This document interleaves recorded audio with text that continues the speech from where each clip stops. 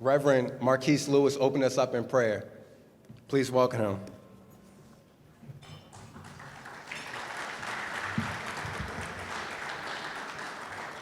Let us pray. Dear Heavenly Father, we come to you. Thank you for this day that you have made. Oh, Father, we ask, oh God, that you come into this place and have your way. Oh, Father, we thank you for the opportunity, oh God, for us to come together, oh God, to be about your business. Thank you for the mind, oh God, of making your amends to providers of your community, oh God, the protector of our women and our children, oh God. Oh, Father, we ask, oh God, that you continue to order our footsteps, oh God, as we continue to build the future, oh God, for our children. Oh, Father, we ask, oh God, that you bless our mayor, bless our governor, oh God. Continue to give them the vision, give them the energy, give them the strength, oh God, to lead this city, to lead this state, oh God, so the light will shine right here in New Jersey and the whole world will see what it takes to run a state, oh God. Oh, Father, I ask that you continue to bless us, continue to look down upon us, continue to, oh God, protect us. In Jesus' name we pray, amen. Let's give our brother a warm welcome. Round of applause.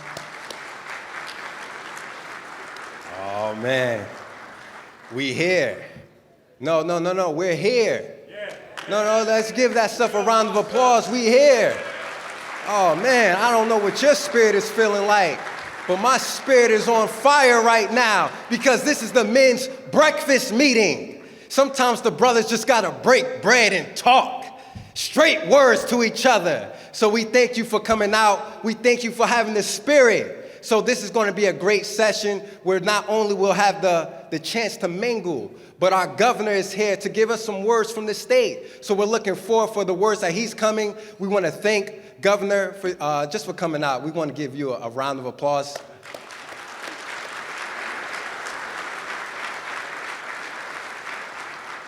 I see our superintendent is here. We definitely want to give you a round of applause. Thank you once again.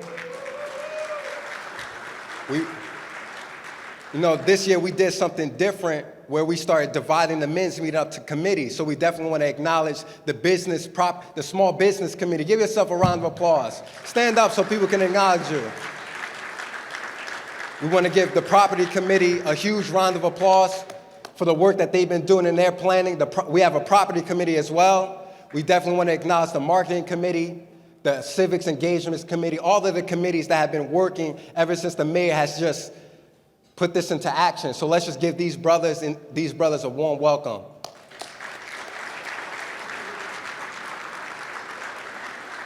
So just to reiterate, as you come in, please find your seat. As far as reserved seating, it's in the first two rows. So please not quickly and swiftly take your seats at this moment. As I bring on our mayor in a few moments, I just want to thank you once again for coming to the men's meeting. And it just means so much for the mayor to create a space like this for us. We like the fact that it is nice and fancy. You got your tablecloths. It's that nice.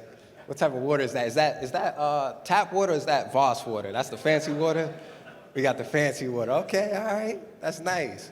And it's good to have luxuries like this, but at the same time, we have to get down to business. No. Let me see. Y'all ain't really feeling me, but this is the men's meeting. You ain't gonna ruin my spirit. We have to get down to business. Come on, who am I talking to? They say the man represents the backbone of society.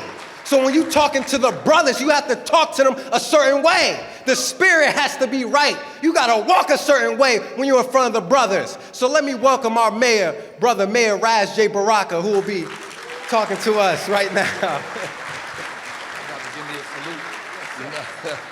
Get a little carried away.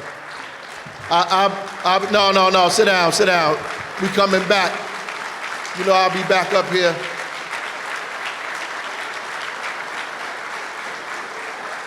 I want to give the, before we really get into how we act, people who are regulars, we really act up in these meetings. And I want to thank the governor for coming out and sharing with us. He's going to start us off today. We have a full schedule, and I want to make sure that he has an opportunity to speak to you guys and the ladies who showed up. You know, we can't keep the ladies away. They're going to come. And we got a couple of regulars, too. But before I bring the governor up, hold the line. Hold the line. Hold the line. Hold the line. Hold the line. Hold the line. Yeah, I like that. I like that. I like that. So there's a lot of things happening in this state, and as you can see around the country, there's crazy things happening around the country all the time. We are blessed, whether we know it or not, to have Governor Murphy as our governor. At least he's sane, right? Because some of these other people are like, some of these other people, I think, like, they've lost their mind when they start talking and doing the things that they do. At least we have some sanity down in Trenton. And, somebody who thought it not robbery to come to Newark and show up to a men's breakfast, not knowing who was going to be here and what was going to go on today, and to give us some words. And you don't get that all the time. So let's give him a round of applause for coming here and addressing us. So without further ado, I want to bring up, let's give him a round of applause, Governor Phil Murphy.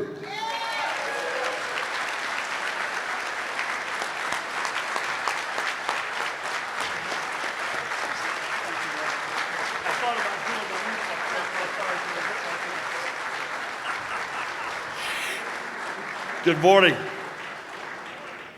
What a treat to be here. I just said to Mayor Baraka, I thought about jumping right up on the stage, and then I thought my pants would split wide open, so I thought the better of that. What a treat it is to be here this morning. I can't tell you how honored I am to be here. I want to thank our host. Let's get it up for Josiah Muhammad.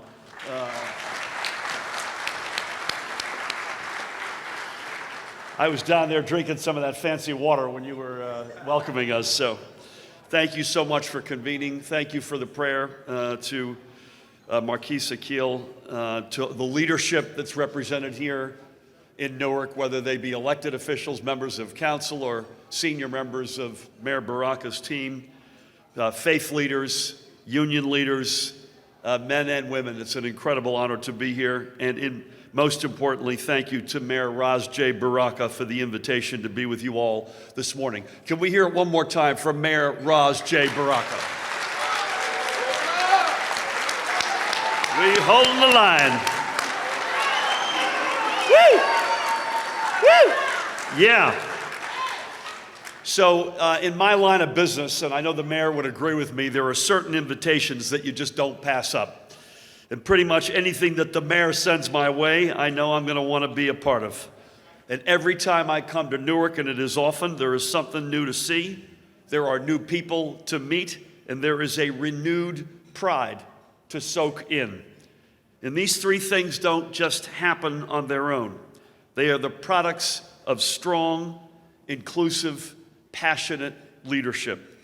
And I could probably spend a good amount of time up here this morning just speaking about that, the strong and inclusive leadership of Mayor Baraka. He is a tremendous partner, an incredible mayor, one of America's finest. But even more importantly, he is a dear friend. And I'm sure many of you could say the same about him. I know that everyone here has been part of the smaller monthly men's meetings that the mayor holds.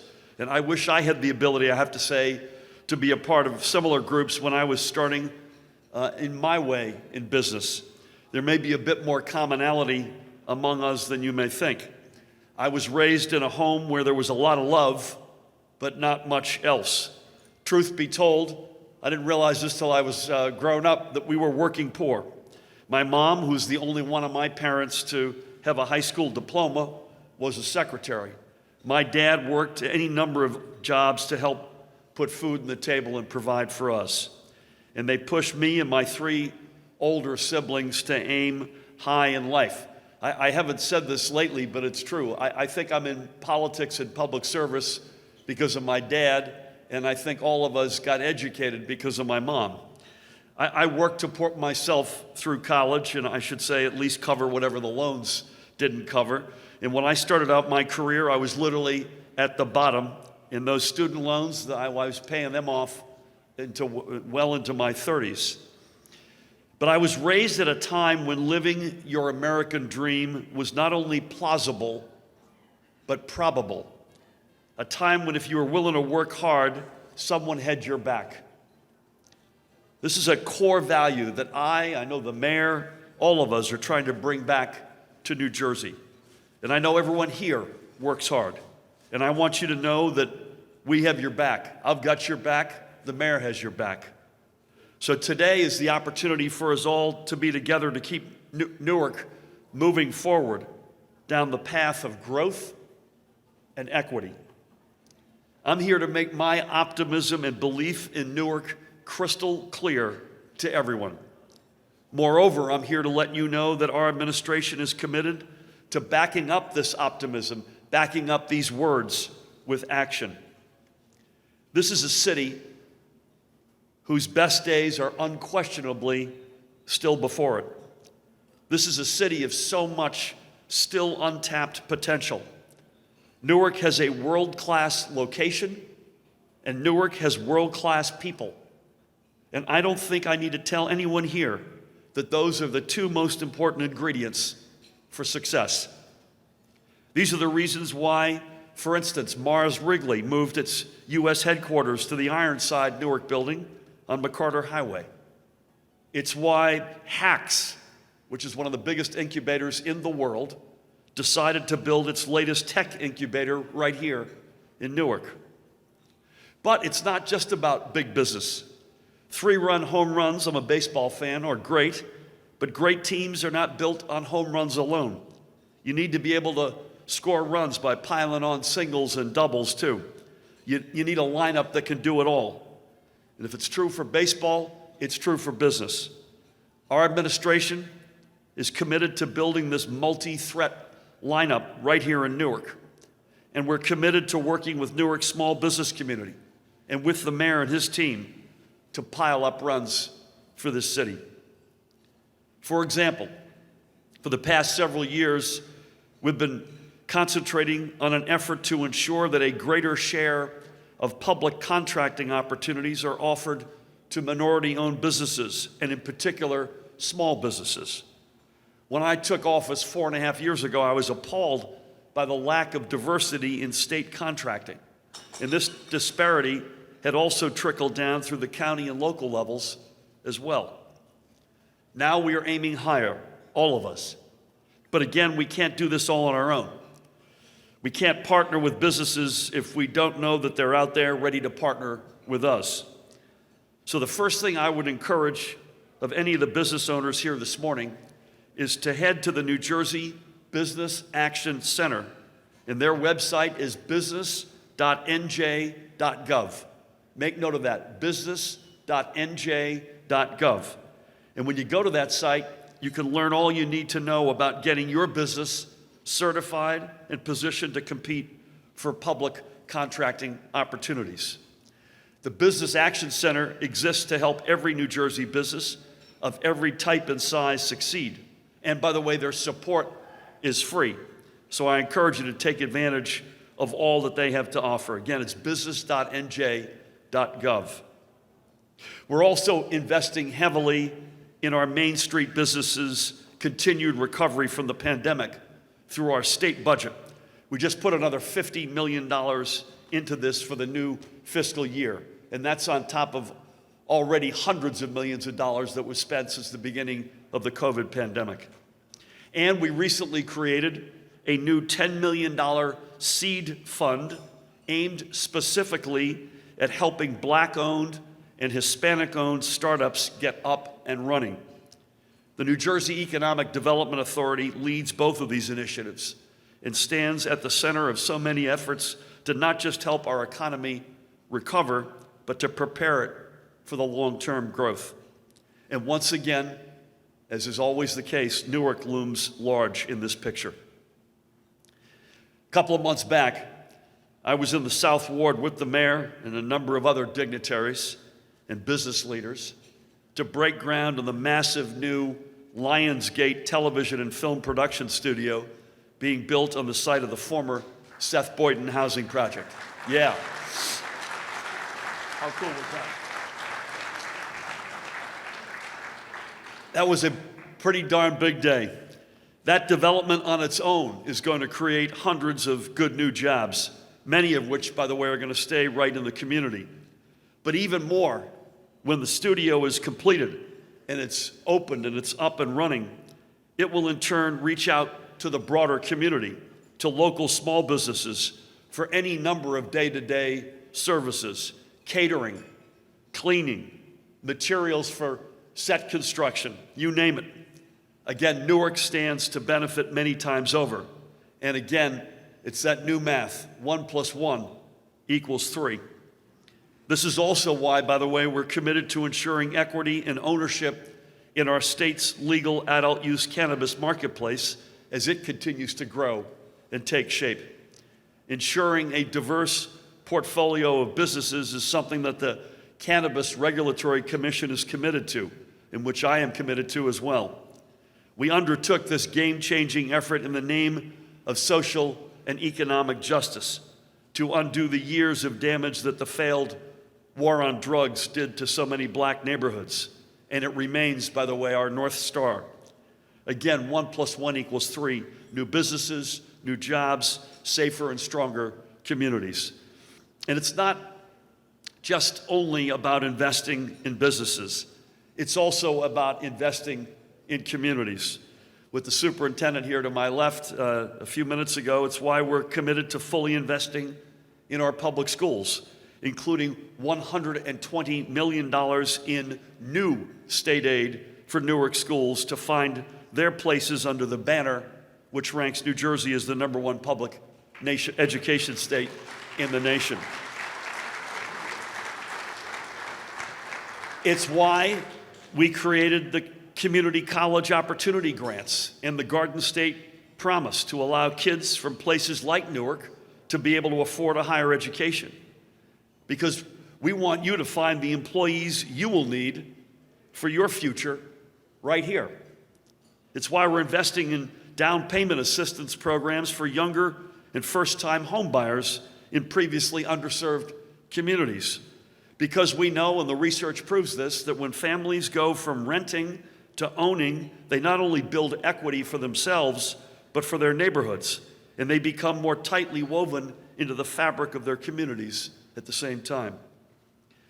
It's also why that I'm proud that our administration was able to partner with the mayor in the effort to eradicate, and no city in America has done a better job at this, by the way, led by the guy behind me, to eradicate lead-based water service lines from tens of thousands of Newark homes.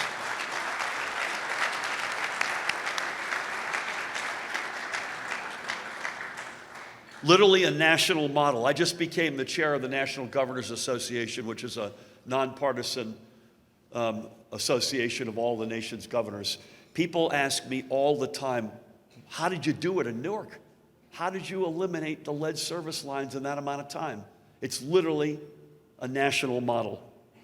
So all of it really comes down to this.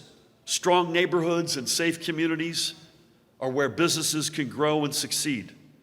And when black-run businesses in particular are strong, neighborhoods and communities aren't the only things that grow.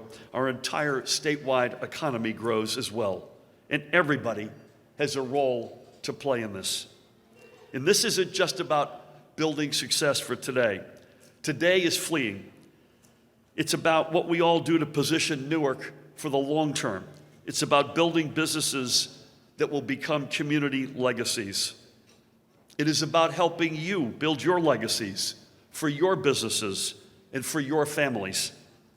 As I said, I am full of optimism about Newark's potential. There are a few places, not just in our state, but I would argue in our country, as well positioned. And as I said, there's a new math going on here in Newark. 1 + 1 = 3. And right here in this room are the men, and by the way, not a small number of women as well, who can prove this point. Louise gives me a shout out there, Reverend. Again, Mayor Baraka, I thank you for the opportunity to be here this morning. And to all of you, our administration's doors are wide open for you. You have a seat waiting at the table. Come on in, let's sit down together and make great things happen.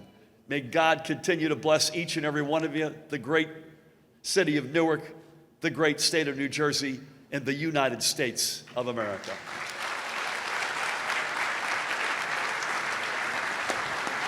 Hold the line.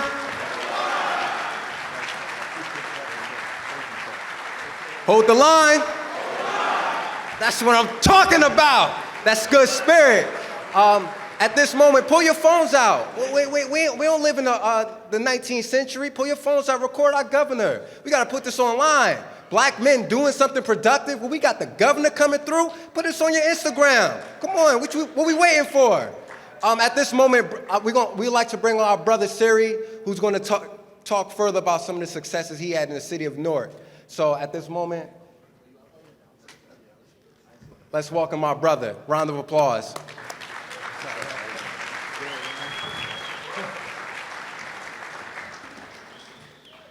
Hold on, raise this up a little bit. Governor's pretty tall. I think I got you by an inch or two. Yeah, so I wanted to, thank the mayor for allowing me to be here today.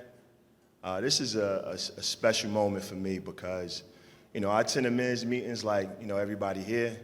And when the mayor said that the governor was going to be here, I was like, I reached out to him. I said, yo, listen, I got to speak here because this right here is a moment in time.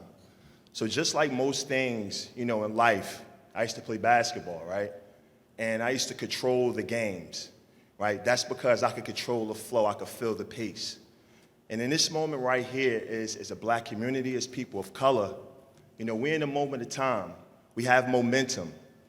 And while we have momentum, it's very important, that we take advantage of this time. There are tons of initiatives that are going on to help black and brown developers, business owners, and people of color. And in this, I got an opportunity to speak at an event in New York. It's called Disrupt New York. And the keynote speaker said something that was very, very, very interesting and disturbing to me.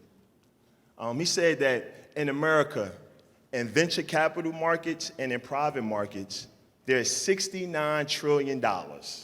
Trillion. It only took Biden $2 million to try to bail us out, right? But it's $69 trillion in venture capital and private equity money. What that means is that's just cash that rich people and companies have to invest in our businesses and in our projects. Now, let's look a little deeper. Now, within that $69 trillion, black men, black women, other people of color, and white women get, guess how much? 1.3% of the $69 trillion. So what that means to me and everyone else in here is that if you are not a white male, you will not receive no private money to do your businesses. White men in America receive 98.7% of the $69 trillion of available cash to start your businesses. That's a problem here. And it was very important to have the governor speak before me because he understands this. He's stepping forward. He's putting initiatives in place to try to bridge this wealth gap. And this is something that we need to do and we need to take forward right now. Now, what's the point of a great idea if you don't, have the funds and the money to create it? My wife and I, during the pandemic, we was fortunate enough to come up with an idea and start a drive-in movie theater, right? It's the biggest thing, right, going, right? But, right? But the reason why I'm saying that now is that in order to start a business, guess what you need? You need cash, you need money, right? So I don't know too many other developers like myself in the city. There's a few of us out here, right? But for the most part, most of us are working class people like my mom, my dad, my grandmother, who may not be in a position to put up the cash or the equity or have the resources and the funds to get the money together to start your businesses. And that's a problem. And this is something that we have to tackle, and this is something that we have to address. America is basically telling us that we have a 0% chance of obtaining any type of cash to start our businesses. In Washington, D.C., a while ago, there was a young mayor, and he gave this young developer an opportunity. This young developer at the age of 23 was given the opportunity to develop a city-owned property, right? And he went through a lot of backlash. They ended up on the cover of the Washington Street Post, the Washington Street Journal. It was a big thing. But if that mayor did not give that young developer an opportunity, the largest and probably most successful black developer today, Don Peoples, he wouldn't be here today right now. And he's doing an affirmation tower in New York, and we need to support that project. Now, just so happened, right, I think we all know a younger-ish mayor, right, locally, right, who at every men's meeting that we come to basically just hands us either a list, properties, or people that we could connect with or properties to buy to give us that same opportunity to not only create one Don People, but maybe 330,000 Don People in the city of Newark. And we have to applaud that.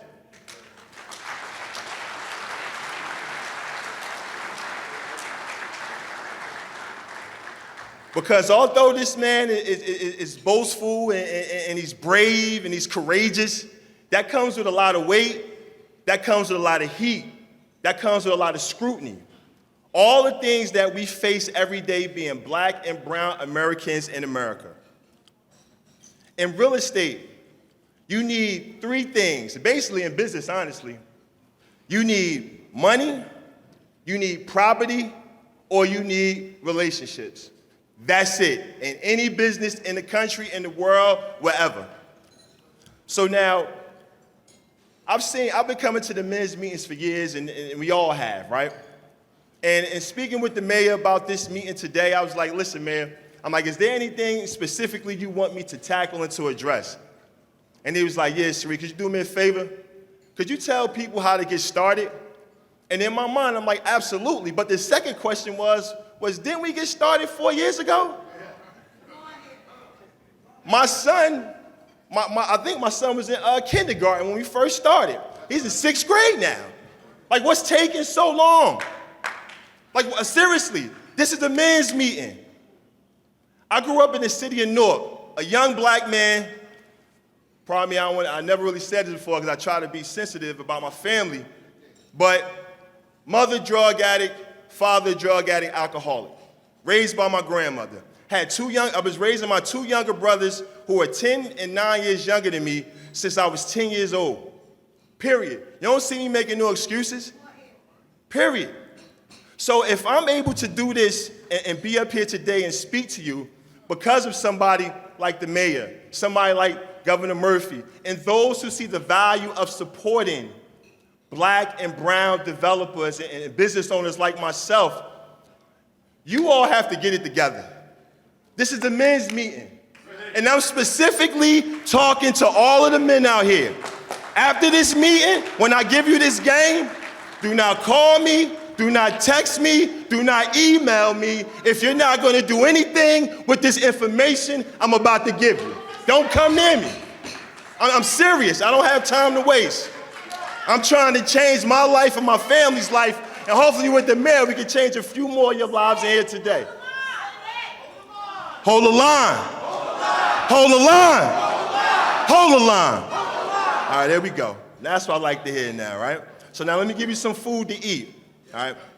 So now remember I said in real estate, you need money, you need property, or you need relationships. So say, for example, like most of us, like myself when I started, I definitely had no money, and I definitely had no property, right? But what did I have? I had a few relationships. So what did I do? I didn't sit on my laurels and just work on only those relationships. I went out there every networking event. I went to Broadway, I went to Philly, I was in Newark, I was in Montclair, New York, wherever I could go when I first started. And I told every single person what I was going to do, what my intentions was, and I told them flat out and simple. I wanted to be a real estate developer. I need to find somebody who got property or money, and then I lied when I first started. I said I'm a contractor and a property manager, and I was going to build it and manage it for him. I didn't know anything about it, right? Right? So now what can you do?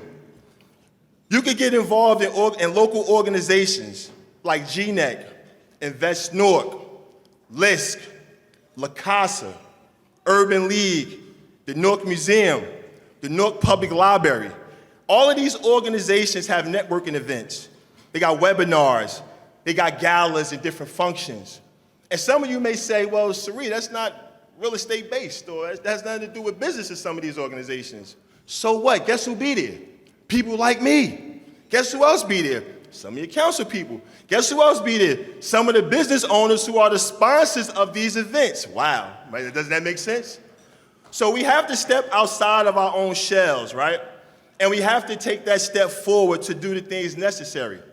In addition to getting involved with some of these organizations, we can attend community meetings. We can attend special improvement districts like in the West and the South Ward and the Central Wards. We can attend Monday meetups, like my friend Benedict. I don't know if he's in here. He has the meetups on Mondays where they network and they talk about the different real estate opportunities, and it brings different people to the community to talk to us about real estate. We could go to city auctions. When I first started, for probably like 2 years, I went to the auctions at Essex County, right across the street, well, not across the street, but right off of MLK. I went to the City of Newark auctions. I have $1 in my pocket. But what I did was I networked. I saw who was buying the properties. I'm like, this brother right here done raised his hand up about 4 or 5 times. I'm like, this lady right here done outbid him. I took a look. I saw him, and at the end of those auctions, I just so happened to bump into him as I was leaving out. And I exchanged my information, and I kept doing that, and I kept doing that, and I kept doing that. Then after that, I looked around, I said, hold on, even if I make money, I gotta have even more influence. So what I do, I got involved and I started to vote. I got in local politics.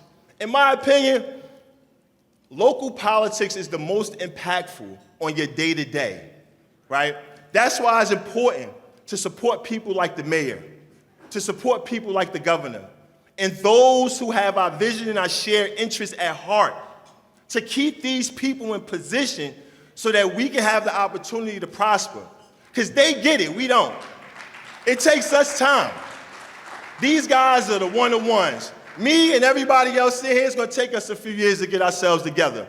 So we gotta keep them in position so that we can now learn and get ourselves together.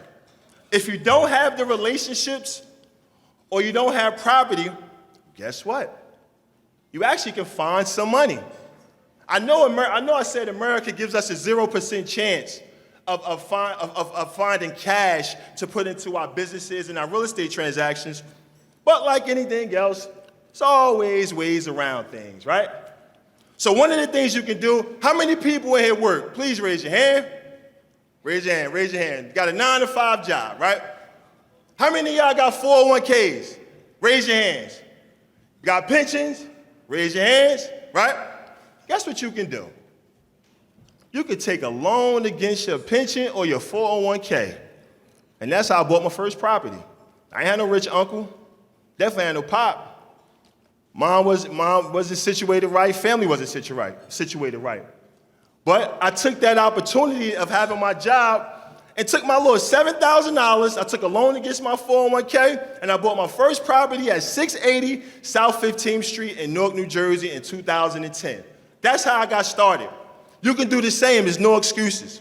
Another way you can find money is, I know some of us in here got good credit, right? I had good credit when I first started, got messed up, now I'm working my way back, right? But guess what I did? I went to a local credit union. You know why? Because local credit unions have way more lax restrictions in lending money to people. So if you go up in there with like a 620 credit score, it might get you $10,000. And guess what? With $10,000, you get you a deposit on a property. No excuses, people. Another way we could get money, we could borrow money from family and friends. When I bought my first property, I only had $7,000. I kind of lied, like I bought everything with the 7, but I did some other stuff too. I went to my friend's aunt who worked in New York, and we asked her, said, listen, we buying a property, we need $5,000.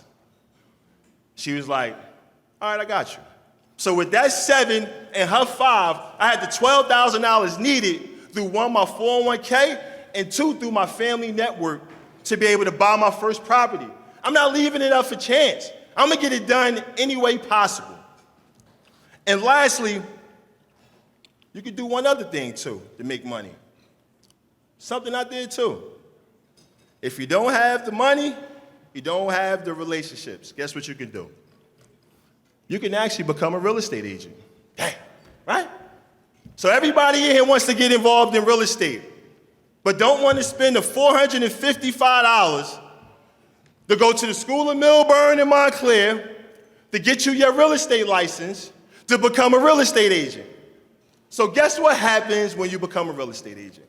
You're actually going to be around the people who buy property and the people who sell property who know the deals.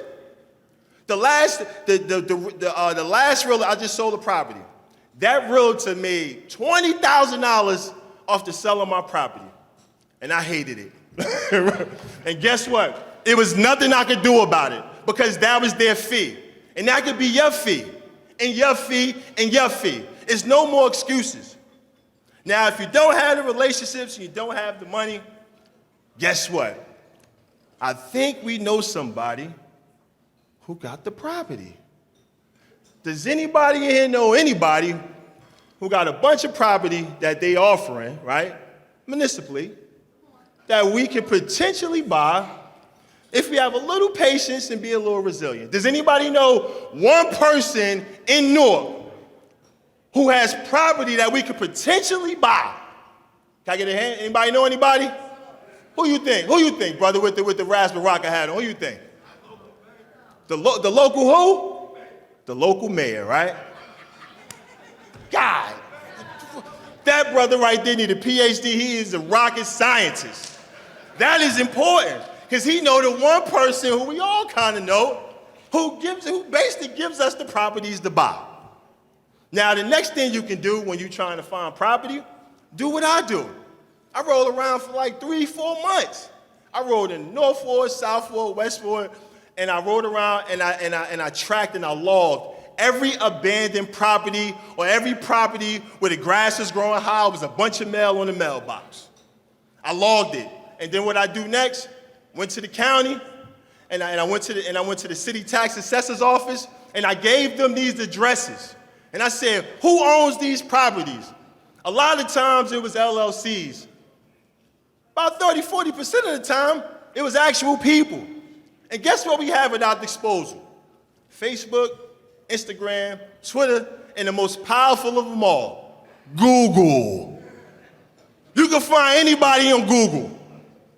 So I used the resources that I had to not have any excuses anymore. And I think you should do the same.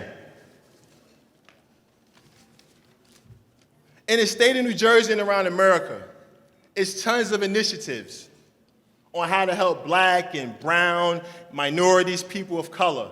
And we're tremendously grateful for this. In Newark, New Jersey, we got the land bank. And guess what you could do with the land bank? You get it land bank, you can buy property from the land bank. Also in the city of Newark, we got a $100 million fund where we're trying to raise the $100 million to help black and Latino businesses receive capital. And just so happened, had a meeting with Dan Jennings from the state of New Jersey, and he was telling me about this old $20 million diverse developer fund to give black and brown and developers of color some cash to put into their deals. And the man who did it is actually sitting like right here. So this is somebody we should probably thank right now. So we get a clap, please? Can we get a clap for the governor one more time? All right? I ain't gonna be too long, people. Amazon launched a $21 million program for developers of color to give them cash and training to do their deals. Wells Fargo launched a $30 million initiative for 27 black and brown and developers of color around the country to give them cash into their businesses, and to give them training so that they can build the capacity to grow. And lo and behold, unfortunately, fortunate for me, but I'm gonna open the bag up after this, I'm the only one from New Jersey who got accepted to this program. But the reason why I'm telling you this is not for the claps. It's not for the claps. The reason why I'm telling you this is that now I'm gonna open the door for all of y'all. I'm already working with them to bring this program to Newark. Mayor don't know about it. I'm kind of working behind the scenes and stuff like that, but I'm working with them to try to replicate this same pilot program in the city of Newark. We have to be aggressive with our ask. Remember, I played basketball, understood time is a moment in time, right? Things happen, things stop. So while we in that pocket, right, like a running back, we got to make sure we hit the hole hard, we hit it fast, and we be aggressive with our ask. So although all of the things that I listed was great, I got an email from that young black developer from DC named Don Peoples last night. And I was like, I was telling him about the men's meeting, and I was like, yeah, you know, the governor doing this, mayor doing that, and I was like, the $20 million, and he said, governor, he said that you're definitely a friend and a supporter of what we're trying to do. He said that the 20 million should be 20 billion. Period. He said the 20 million should be 20 billion, because the road for me to get here was the hardest road possible. And the people with the same intellect, the same resources and wherewithal, the same grit, if they're a different color, a white male, if they do the same things I did, they will have 100 times more chance to be more successful. 100 times more chance to receive the cash for their deals. 100 times more chance for people not to tell them that you don't have the capacity to do this deal. This deal is too large for you. You don't have the experience. So in closing, right? Hope I ain't fire you up too much, people, but you know, it's a men's meeting, right? It's a men's meeting, right? Yeah. I want to give y'all a few more points, right? And then I want to have my keynote speaker come up and say a little bit, right? So how can we be more aggressive with our ask? The state of New Jersey has a state investment council, which formulates the policies which govern the investment of the funds in the state of New Jersey. Wouldn't that be dope if we could have a person like you on that from some of these minority and underserved communities? Wouldn't it be good to have a young lady like you there, or some people like you, or some people like these brothers back here on these boards? Some people that are entrenched in the community, who are on the ground, people who are in tune with the needs and the wants of the communities, right? The next one is, and this one is probably the best one of them all. Wouldn't it be nice if we can create this equitable ownership requirement, right? And what that means is that if you develop a project on city-owned land, a minority developer or somebody of color should have a 25% stake in that project. Is that groundbreaking? Nope. Because guess who's doing it? New York City. Right across the water. So it ain't no more excuses. It's my job to put these ideas out here, right? It's my job to put these things to the forefront. We need lines of credit. We need balance sheet enhancement programs. Because when doing these larger real estate deals, it's two types of predators. They hit you in the beginning or they hit you in the end. In the beginning, they're gonna say you ain't got no money. All right, wouldn't it be nice if we could work with some of these local nonprofit partners and get some cash to do our deals up front? So once we get the approvals, right, then they're gonna say, guess what, Saria? You don't have a balance sheet worth $40 million. Wouldn't it be wonderful if we could work with these same CDFIs and work on a balance sheet enhancement program where we can leverage their balance sheets to fight these bigger developers who come into our communities, so that when people like myself, or more importantly, when people like you all get on these projects, you have the financial wherewithal to have a way to command the ownership, the voting rights, the respect you need on these projects. What I do here isn't for money. This is my ministry. And just like the ministry, you got your apostles, right? And in closing, I wanted to bring my young apostle up here. He's going to give us a few words. My young son, Sari Mars Jr. Come on up, big guy.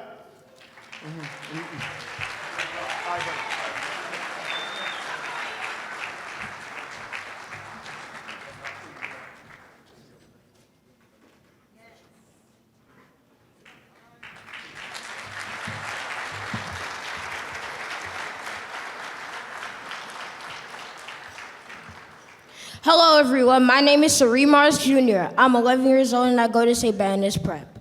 I can't wait to take over my dad's business when I'm older because I have to, and I like to see people build houses. I'm proud to be from Newark, and I believe that everybody should do something to help the city, whether it's picking up trash, volunteering to give out food to people in need, or shopping at local businesses in the area. Every little bit counts, and it's never too early to start. There is a lot of chaos happening in the world right now with COVID and school shootings, and we need each other's support. If we all work together and have the Mamba mentality, we can get through it. My mom and dad taught me that when things get hard, to never give up. We have to take accountability for our community so the world can be a better place for me and my little brother. Hold the line!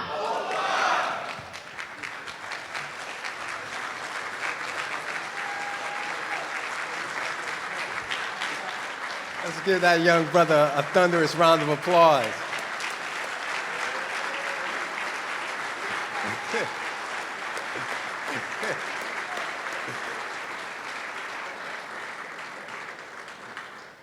That's what you love to see. And thank you for bringing him, because that's the example right there. That brother should not leave and not be, man, that brother's phone should be getting blown up the moment this event is over. Man, enough is said. The example is right there in front of you. So make sure you get that brother's phone number. Yeah, you heard me. Make sure you get his phone number. I definitely want to acknowledge a few of the organizations here. Let's acknowledge Newark Community Street Team. I see you guys repping strong.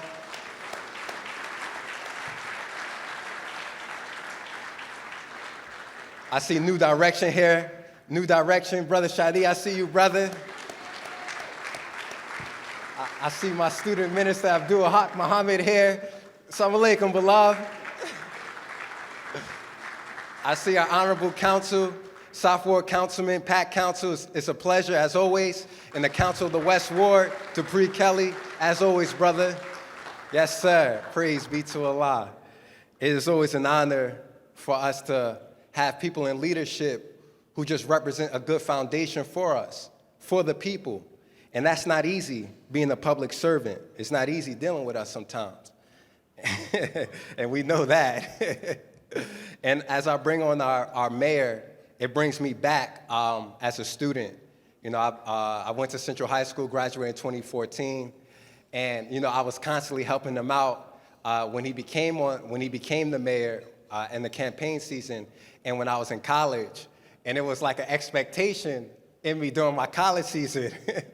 And I'm like, brother, I'm staying abroad in the UK. I don't know if I got time to be helping out so much when it came to the youth office and everything. But now, as I even self-reflect, as soon as I graduated with my bachelor's at 22, I got my master's, but I'm working currently for Brick City Peace Collective.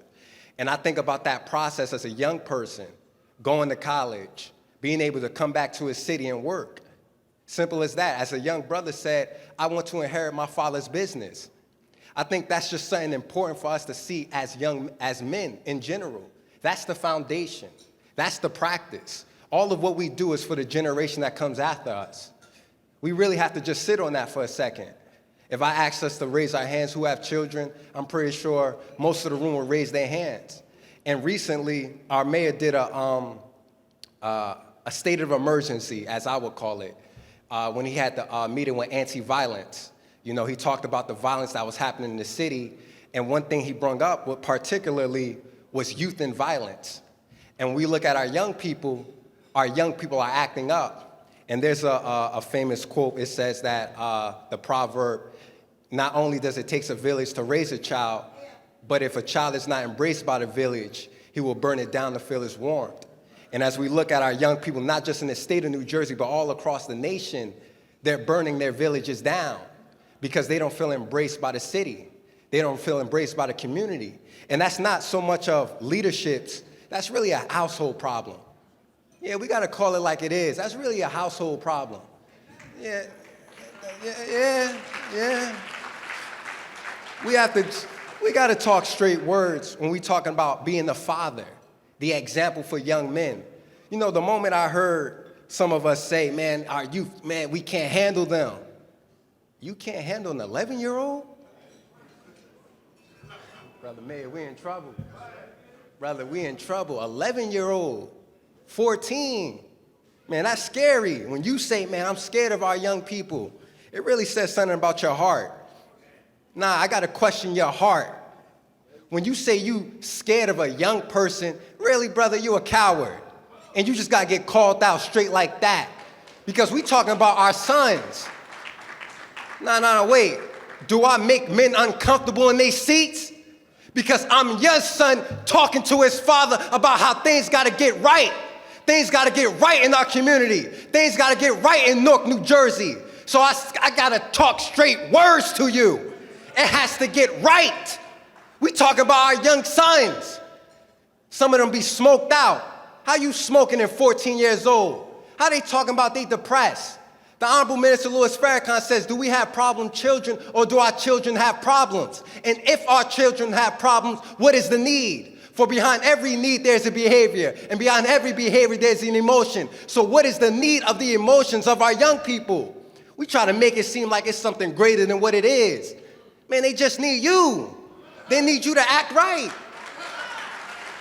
Man, I be listening to us sometimes. Yo, Brother Hawk, we be sounding crazy. Like, yo, nah, it's just that. What? Brother, you do know that's your son, right? And don't worry.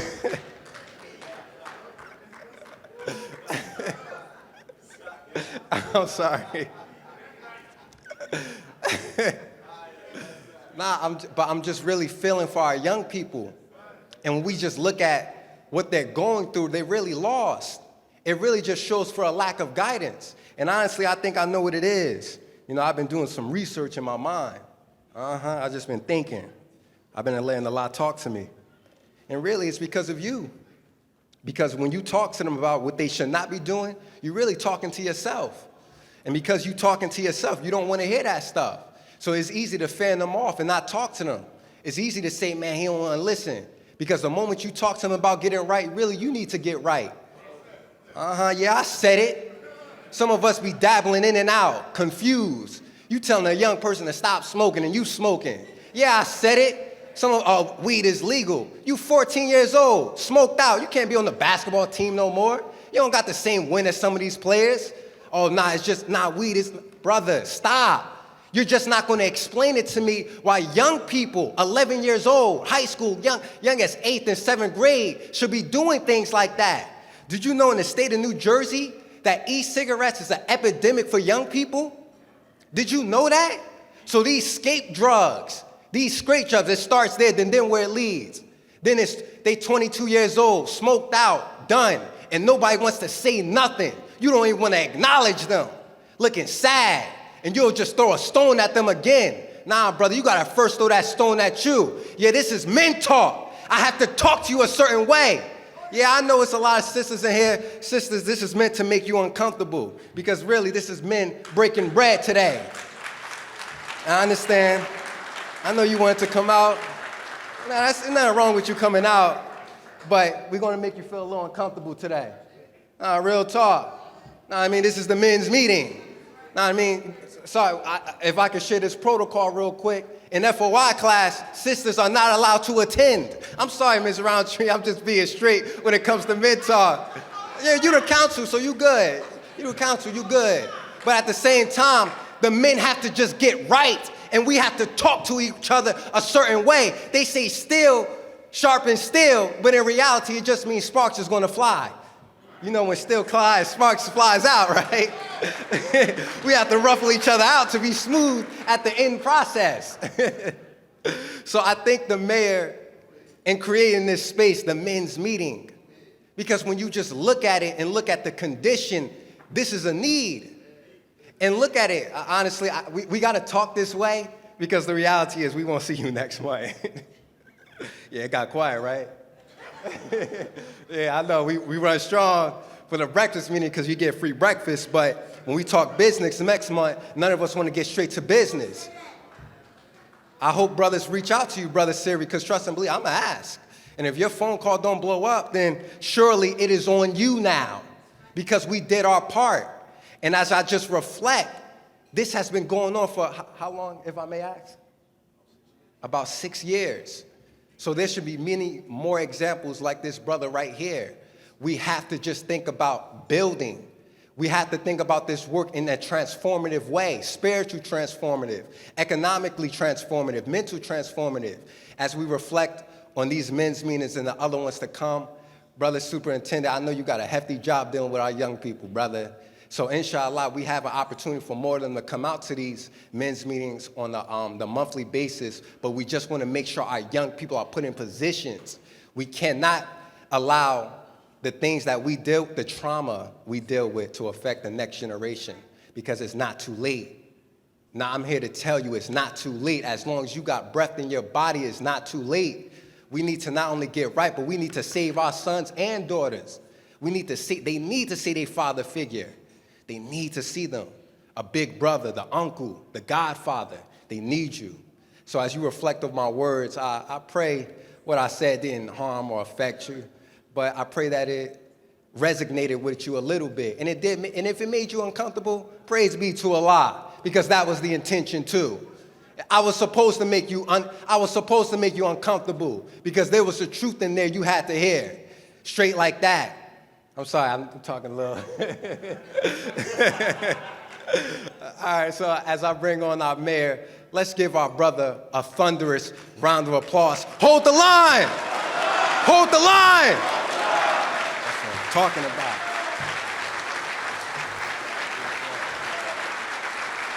Yeah, Josiah, give it up for Josiah. It's not the same brother from 5 years ago, brother. I don't know what's going on in that 4-hour class over there, brother. He getting it. I like that hold the line. Some of y'all got a little louder when the governor left, though. The hold the line got a little stronger when the governor left. You know, we feel uncomfortable sometimes, you know. When I'm up here, we hold the line, we loud, we shake the place down. Some of y'all was, hold the line. Hey, I was watching some of you guys, man.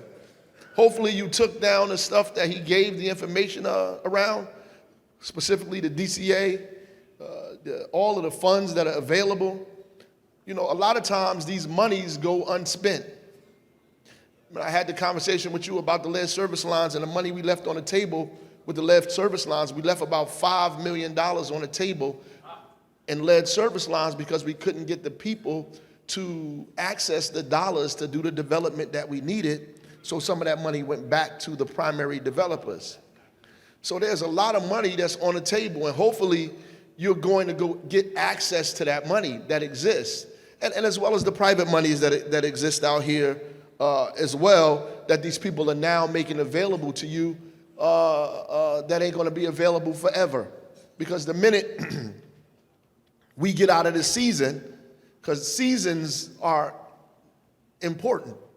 We do understand that, right? Things grow in the right season.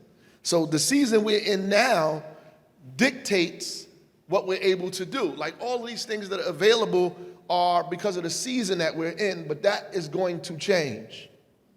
Which means that if you're not working hard now in this season, trying to get access to the revenue that's available to you, then that's gonna go away very quickly. And then we're gonna be like, we didn't get an opportunity like everybody else got an opportunity.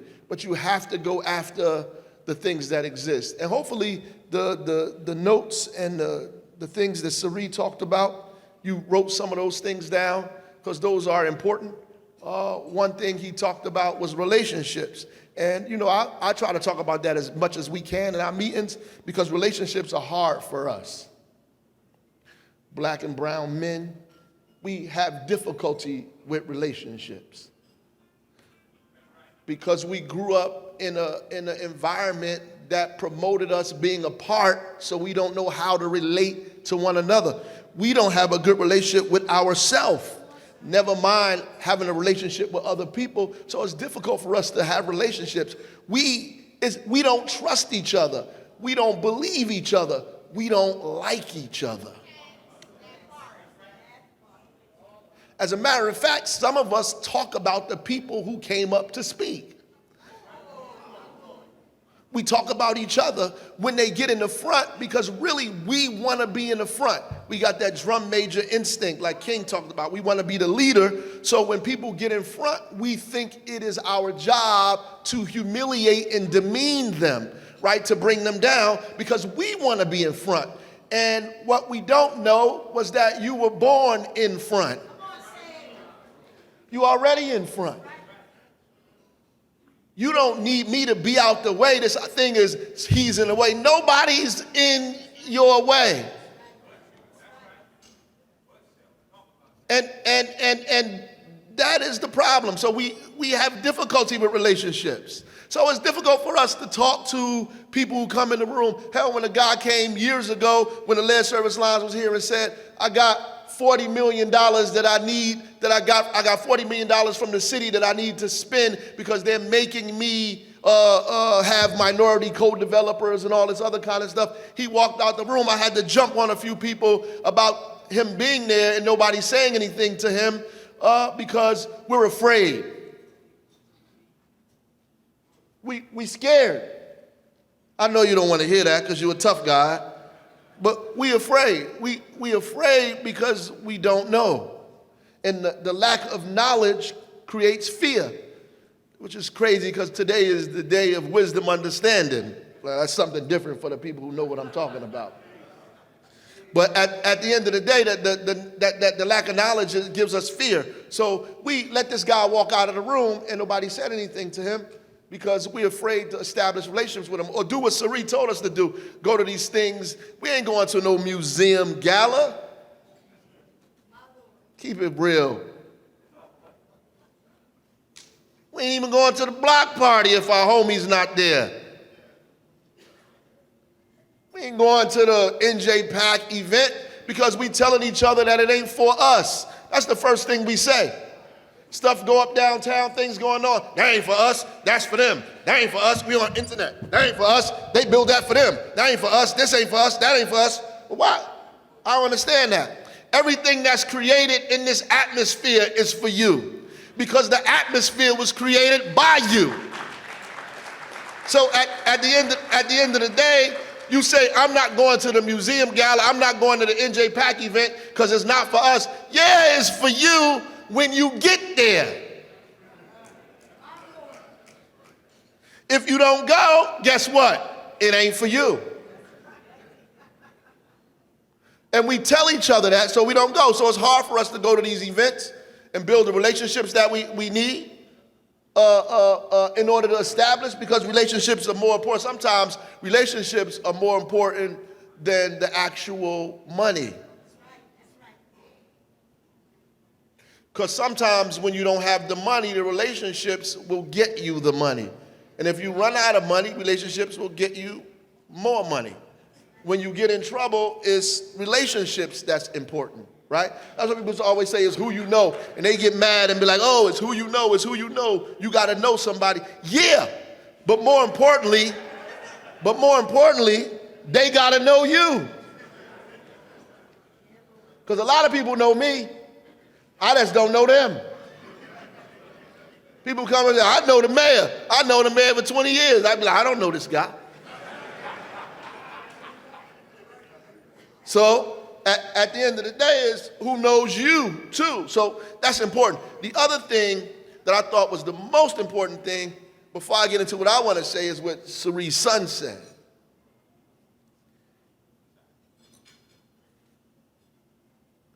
He said he wanted to do his Father's business.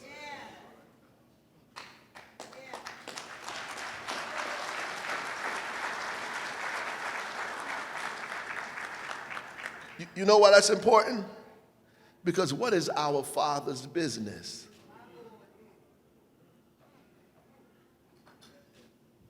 What was our Father's business? And that's why wealth isn't transferred in our community, because our Father had no business. Or our Father's business was on the block. And so many of the young boys are continuing their father's business without even knowing their father's business.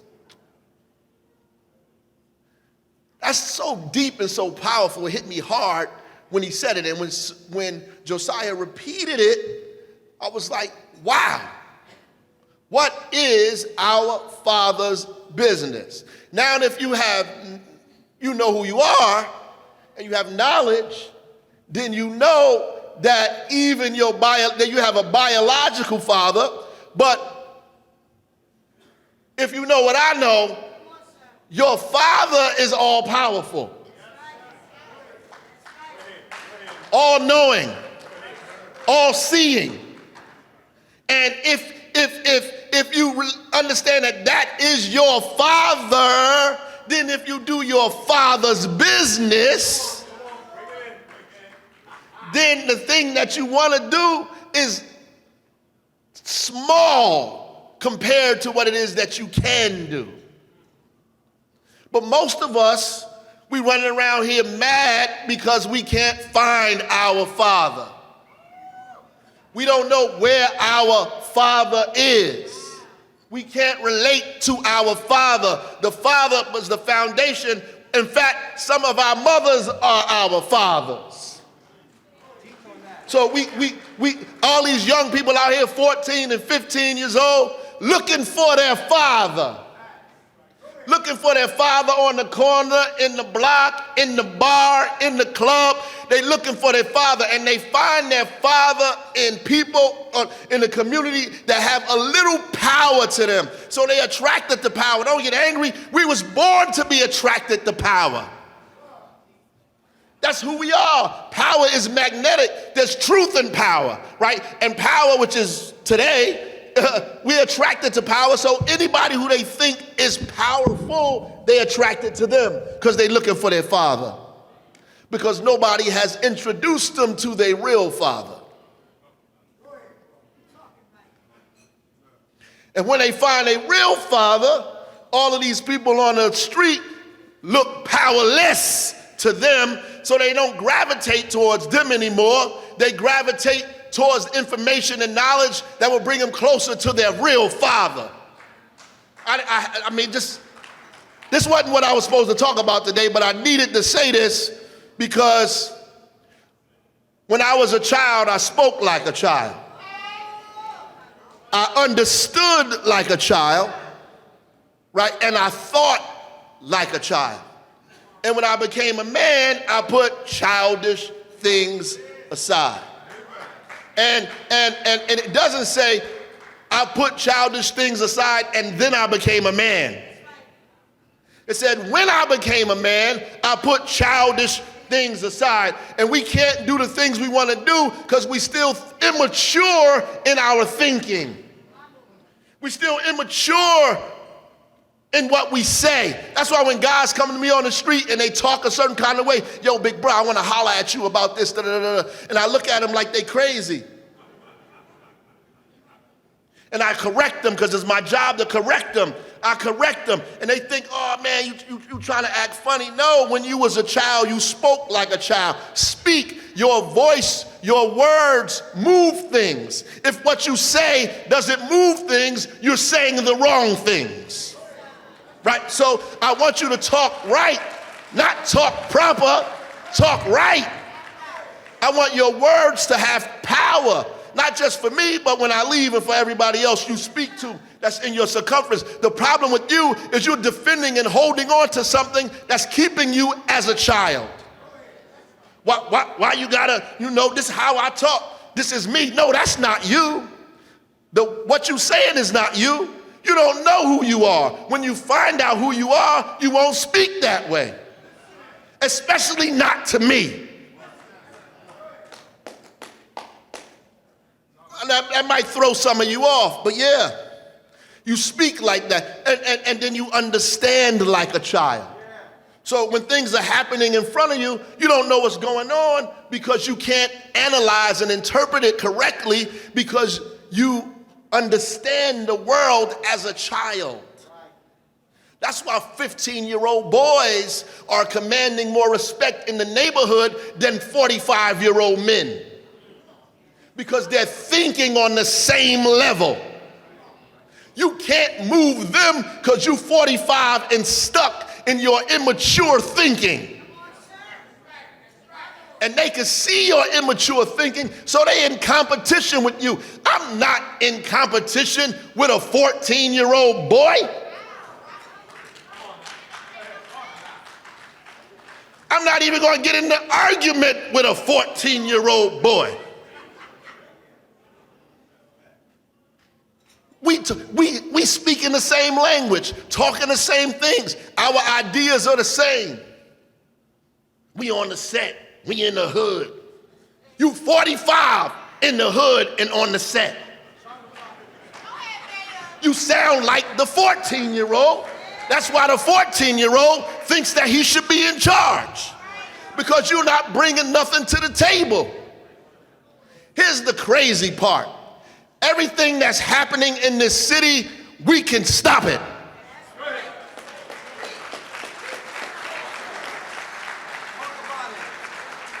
All of us in this room, all of you men in this room, everything that's happening in the city, you can put it to an end.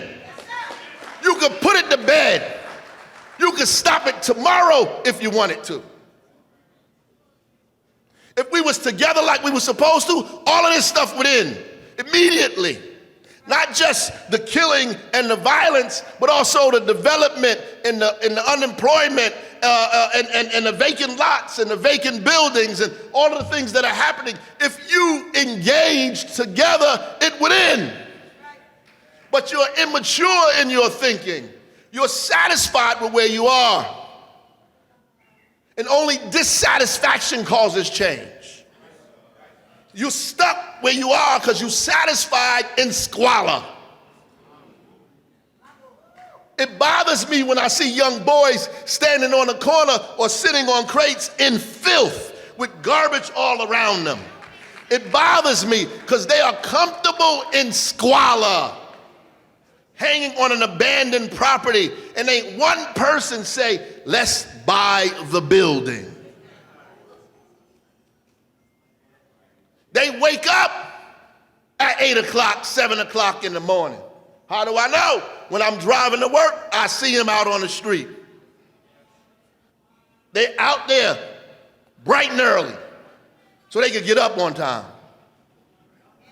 Bright and early, they out there in filth, in front of abandoned properties, garbage everywhere, and don't have the presence of mind to even clean up around them because their mind is filthy. They're comfortable with the filth that they see. Immature thinking.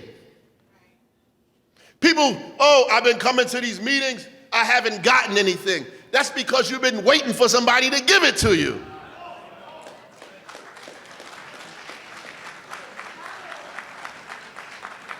Do you know there's people in here who've been working? There's some people who just closed on their projects weeks ago. There are people in here working and continuing to work. They're consistent over and over again. You waiting for somebody. And because it don't happen for you, you try to find a sneaky way to do this or a sneaky way to do that or badmouth this person or come up with a scheme or a scam because we believe that's how we're supposed to get ahead, through scheming and scamming and hurting each other. That's what we believe. And we didn't get this way overnight, and we ain't gonna get out of this situation overnight. So you gotta have the same energy, the same strength and fortitude with the business idea that you have, with the development that you wanna do, than you had when you was on the other side of this thing. And I know a lot of y'all was on the other side of this thing. You know what I mean by the other side of this thing. And had to go through so much to get where you are today. And you got the stripes to show for it, the wounds. You got the wounds, not in, some of you might have a few external wounds, but the wounds that are most important are the internal ones that you carry all of these years from being scarred in a city like Newark that was created to scar you. So you wear those scars, and those scars hurt you so much, you try to hurt other people because you have them. And they sometimes get in your way to prevent you from doing the things that you need to do in order to create the business you want to create or do the development you want to develop. People come see me when this is over all of the time because we have the need to feel acknowledged. And I got it. I understand that. That's why I hang out and wait for you. But didn't we let the people who could really help us leave? They walk right past us. They walk right past us. They in here all of the time. And we don't speak to them. We don't say anything to them because they don't have no title. They don't look a certain way. They're not wearing what you want them to wear. They ain't doing the thing that you think they were supposed to do. So at the end of the day, nobody, the people who can give you the information or give you the connection or do what you need to do, you let them leave. Well, you're mad because it's them and not you. So you refuse to talk to them. You refuse to talk to them. In fact, our anger with one another is more important than our need to be free.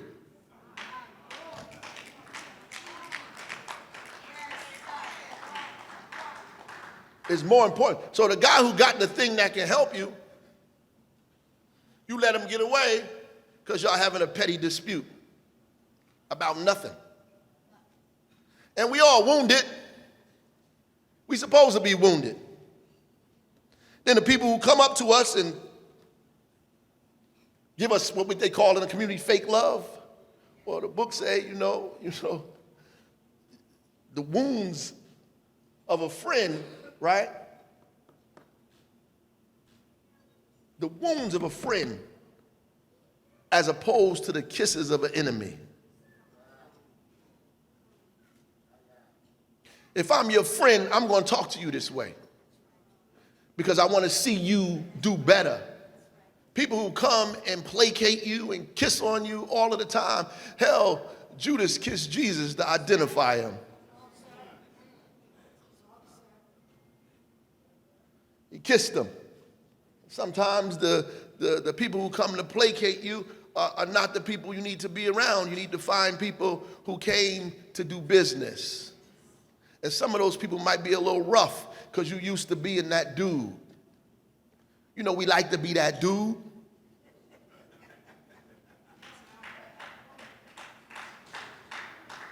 I'm sorry, ladies, I'm talking to the guys for a minute, you know? We like to be that dude. You know why we like to be that dude? Because everybody told us we nothing. And because we believe we nothing, we try our best to be everything. And then we overdo it, we overcompensate, right? That's also immature thinking, because if you were thinking in your right mind, you would know that you was born everything. You got everything you need. You looking for yourself in other people, right? You got everything you need. So we in a country that has told us we were nothing, that we were nothing, that we can't do nothing, that we ain't have nothing, that we don't have no history. So most of our time is spent trying to be that dude. And anybody who we see that we think may be that dude, our automatic instinct is to put them down so we can get up. The crazy thing is we need each other to rise.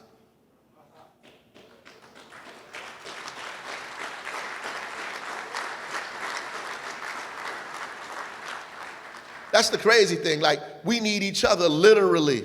because what Cerise said is real. 98% of the, investment or, venture capital or what I say speculation, because that's what it is. They have trillions of dollars for speculation. Not for food, not for housing, not for clothing, not for medicine, not to make our communities better, but for speculation. Speculation, right? To invest in stuff that may not work. Speculation, that's all the stock market is speculation. They're using money to speculate on what's going to be successful and what's not. They're taking a bet on all of these things because they rather take a bet on things that they're not sure of than take a bet on you. Trillions of dollars, and all of us together combined. And I don't know if you understood that, if you really process that information, that all of us, black and brown and women, no matter what nationality, collectively get 1.3% of $69 trillion. Collectively together, all of us. Here's another piece of it. The fastest growing business in America are businesses that are started and created by black women.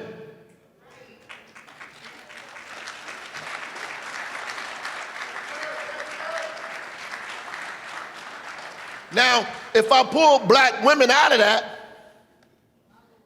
if I pull black women out of the men and the brown and white women and all those folks, if I pull black women out and calculate how much investment goes into black women-owned businesses, it's even less than 1%. While they're the fastest growing, they're also the fastest failing.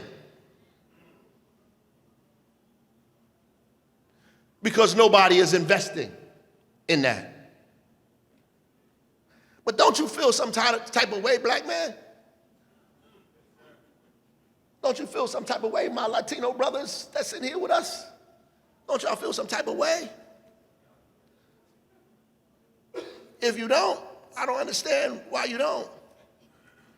Don't you feel some type of way about that?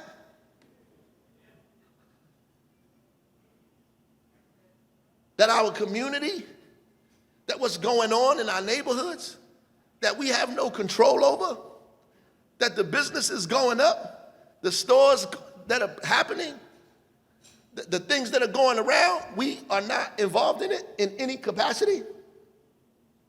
We don't feel no type of way that we don't contribute to our household,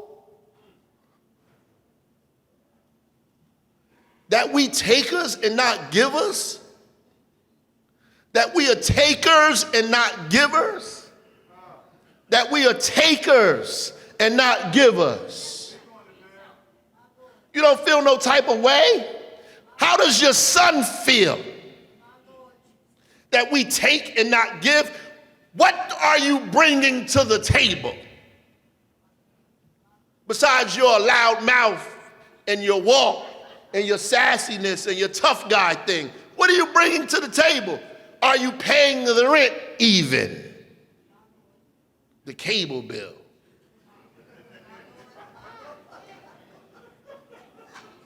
When the lights go off in the house, can they call daddy? That we not contributing to any of this stuff? That the fastest, the most industrious, the most folks with the ingenuity and the stick-to-itness is our mothers and grandmothers who have been raising our children and us at the same time. I mean, we don't feel no type of way that grandma comes to the school when the kids act up and then go home and watch the kids after the kids act up because mommy is still at work. Where the hell are you? I mean, We don't feel no type of way. When the businesses go up in our community and everybody keeps saying that's for them, like we don't exist, like we ain't nobody, like we don't have any power, like we can't make nothing move, like we can't build nothing, like we can't create nothing, it's for them. Your kids are saying it's for them. Your wife is saying it's for them, or your girl is saying it's for them. Because you haven't built nothing for us. You haven't created nothing for us. I don't come from that background. Powerlessness, handkerchief head Negroes, walking around laughing at stuff that ain't funny, scratching where they don't itch, arguing with each other on Facebook and Instagram, got their kids fighting over songs they don't even understand, murdering people on the corner, shooting grandmothers on their porch. 15 and 16-year-olds taking cough syrup and medicine and all kinds of stuff, and we don't have a word to say. Not one word to say. We don't open our mouths. We don't show up at the rally, at the march. We ain't built nothing. We ain't create nothing. We don't go to the PTA meeting. Damn, where are you at?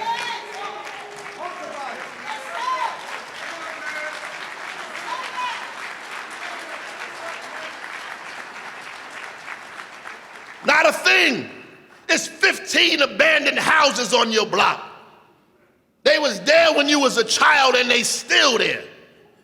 Everybody hanging out in front of them, and you on Facebook talking about the mayor and the abandoned houses. The abandoned houses was there before I became the mayor, and if you don't do a damn thing about them, they're gonna be there after I leave this place.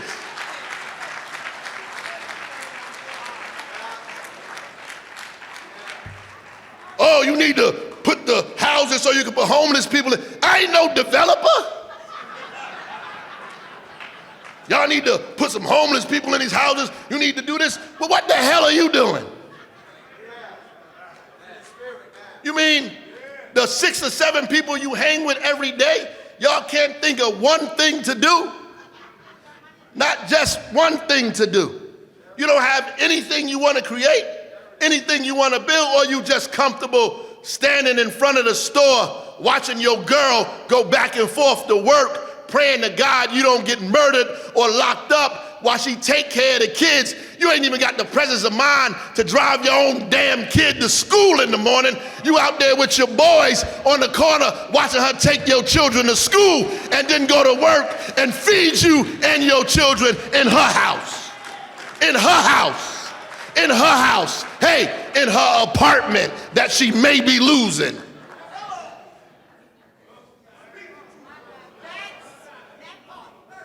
Then maybe she meets somebody else who got a little bit of cash, who might be giving her a little cash on the side, and you angry at that. Now y'all in the battle, and then the RLS that says boy shot on a corner, and everybody don't know, so they saying it's gang related, and they don't know it ain't gang related, it's man related. It ain't got nothing to do with the gang, it got something to do with the men. Because ain't no man present. So murder is happening because the men are gone.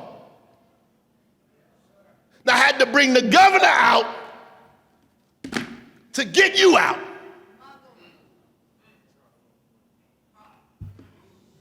You thought I was bringing the governor because he was going to say something better than Josiah?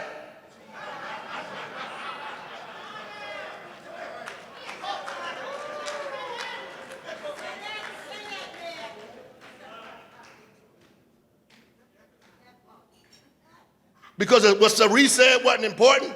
Hell, Sari could have said that at Central High School. But we got to go there to get you. Yeah, we don't believe ourselves. We don't have faith in ourselves. We don't understand. We see the world in the understanding of a child. Our thoughts are of children. Our words are like children. And so we can't do men things. We can't do manly deeds because we don't know how to think like a man.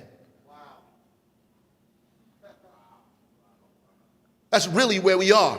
And I hate to have to say this, brothers, in the company of other people. But all of us have this problem. He said, put away childish things. And in order to put it, if you have to put it away, that means you still have it. This is a man who still has childish ways that he has to put aside. Right? He wouldn't say put it aside if you didn't have it. But you got to put it aside because we all have it, and we have to be able to discern. Wisdom is the power of discernment. To be able to distinguish between what's good and what's bad based on the knowledge that you have. We don't have that power of discernment. So, because we can't discern, we're weak. It's important for us, fellas, gentlemen, brothers, to stand up. And I don't mean literally. It's important for us to stand up wherever we are. We get caught up in everything everybody else is doing, and we follow what everybody else is doing. It's important for us to stand up. There's property that we have that we want to make sure you get. Now, I know people tell you we're going to give it away and you're going to have it and all of this. Let me tell you something. You have to do something for it. Anything you don't work for, you won't even appreciate.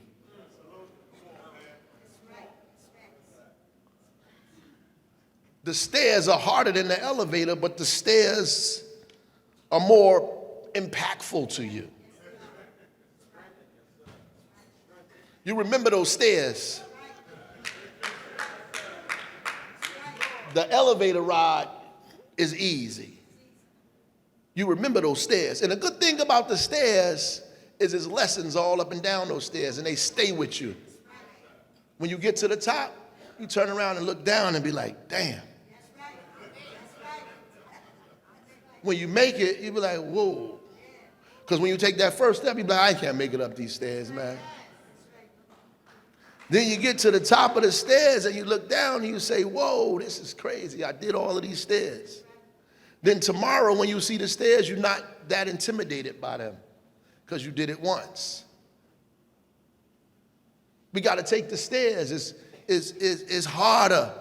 It takes patience. You know, it's difficult. And when you're dealing with us, it's going to be more difficult because we are dealing in a system that's not designed for us to win. So even the people that is there to help you win, sometimes, unbeknownst to themselves, unconsciously become obstacles to you because they believe you shouldn't be there either. They supposed to be giving you stuff, but it's difficult for them to give it to you because they feel like you shouldn't have it. They feel like, no, you shouldn't have that. That's why everybody else, we have programs and all kinds of stuff for them, and they benefit us to see, besides the fact they got money and all kind of other stuff, but it's difficult for us because we stop each other. We stop each other. People come to me and say, oh, I'm this. They always got to run down their resume and what they do, and because we're trying to qualify ourselves. I get that, because everybody think we unqualified. So every time you meet, I meet somebody, they run down their whole resume to me for 15 minutes before they say hello. Because we're trying to qualify. Look, I'm qualified to speak to you. No, you qualified because you born. Right? At the end of the day, like, so put your shoulders back and your head up. Talk with some dignity and respect. Stop looking at the floor when you speak. Address me correctly and proper. And language is important. And if you tell kids that they can speak any kind of way, you're wrong. And if you don't know how to speak, you need to learn how to speak. And I'm not talking about English. I'm talking about language. I'm talking about math. You have to know how to speak. Talk. Represent yourself in a way that people can understand you. You think you being cool, I'm being myself, you know, this is who I am. No, you don't even know who you are. You are a figment of your enemy's imagination.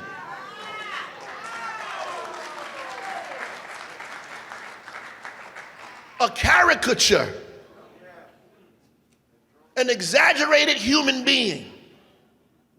You all over the place with it. Not even real.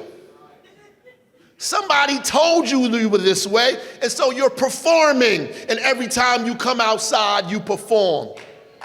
You performing in front of your boys, you performing on the block. You don't talk to your mother like that. You performing. Who are you performing for? Clown? Why are you performing?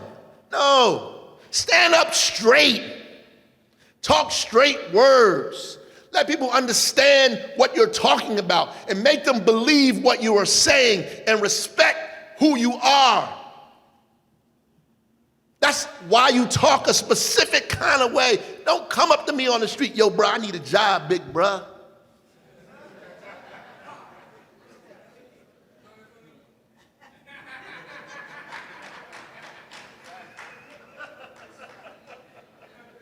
That's how they speak. Come up to me like that. And I pause. My security detail can tell you I pause. I'm like, sometimes I ignore them and they get louder. Big bro, yo, big bro, what up? You talking to me, right? Who you talking to? I don't understand what you're saying. Nah, like, word up, like I was out here and I need a job, like, no, you don't. Because if you needed a job, you wouldn't be standing here every day. Because the job ain't here. Wherever you find out, you know what Sari said? He was going all over the place. Wherever the job at, you got to go find it. It ain't there. Why you still standing there? You've been here for 5 years in the same spot and the job hasn't showed up yet.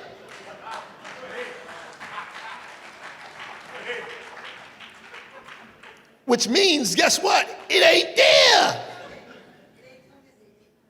So you gotta go find where it is. I know, it's a lot of work. Our people this, our people that. We gotta be doing this, we gotta be doing that. Shut up. You making people weak. We in a battle. We in a fight. Y'all don't know we in a battle? If you found out all the stuff that was going on in the city last night, we in a battle. You find out what our kids are doing in these schools, we in a battle. What's happening in our households, we in a battle. We in a fight, we in a battle. We came out the womb in a battle. We're born in war, immediately in a battle. Don't weaken me, strengthen me, give me tools, put armor on me, put information in my head. Don't weaken me, tell me I can't do this, somebody should be doing that, we should be bringing this. Hell no.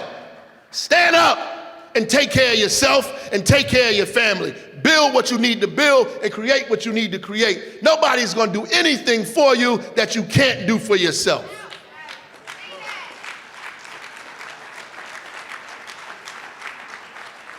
Stop weakening people out here. Tell them, oh, bro, I know this, they trying to do this, they trying to do it. They've been doing it and been effective at it.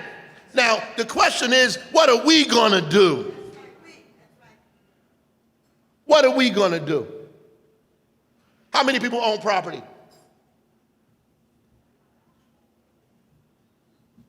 That's good. We need to make that more. How many people got a business? Before you leave, how many people brought their business card with them today? How many people got flyers and handbills for their business that they bought today? Hand flyers. Some people are more active than others. If you got flyers, they should be in everybody's hand before they get out of here. Your card should be with Josiah before you leave. We want to be able to get people to support your business. That's what it's about. We want to get each other to support each other's business. That's what it's about. It ain't about me. It ain't about you. It's about trying to get us to support each other's business because our money does not stay in our communities. Our money leaves Do you know how, and I said this number before, in just the week-wake section of the South Ward, $100 million leaves that area of the city annually. Just the week-wake section, not the entire South Ward. I know you think you ain't got no money, and people over there ain't got no money. You trying to build your business downtown. I want to build my business downtown. $100 million. The problem is you're building stuff people don't need. It's a conversation I had last time. Your man got a barbershop, now you want one. Somebody opened a beauty parlor, now you want one. Somebody got to sell the clippers. Somebody got to sell the extensions. The stuff we put in our hair. Somebody got to do that part. We copy off everything. You don't even know what we need. I gave people a list of things that black people are buying, that brown people are buying last men's meeting. A list that they're buying. From fruit juices on. We spend a lot of money on fruit juice. Spend a lot of money on fruit. Not all of it is good for us, but we spend a lot of money on it. Millions of dollars on fruit juice.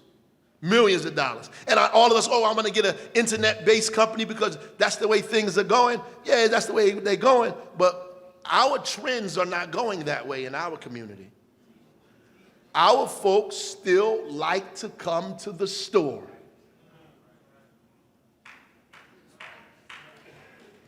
You know your girl be in the mall still. In the middle of COVID, she going to the mall.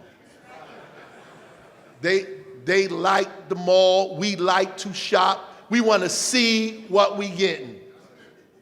From a people that's been tricked for 300, 400 years, you ain't going to sell me nothing on the internet, bruh. I got to go check it out. So we still going to the store. And if we know we going to the store, what kind of stores are we creating? We create garbage in the community because that's the only thing that exists, right?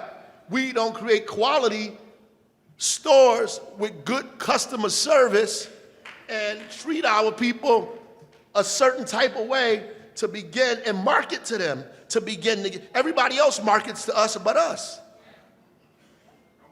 Everybody markets to us. Why? Because we spend more than $1 trillion in this economy. Everybody markets. Cars, clothes, perfume, cologne, cigarettes, cereal, everything. So they market to us. We have to market to the people in our own community. You know why it took so long for businesses in Newark, these corporations and stuff, to be successful? Because they were so busy marketing to people who didn't live in the city. We try to change that trend when I got here. They marketing to other people because they are racist.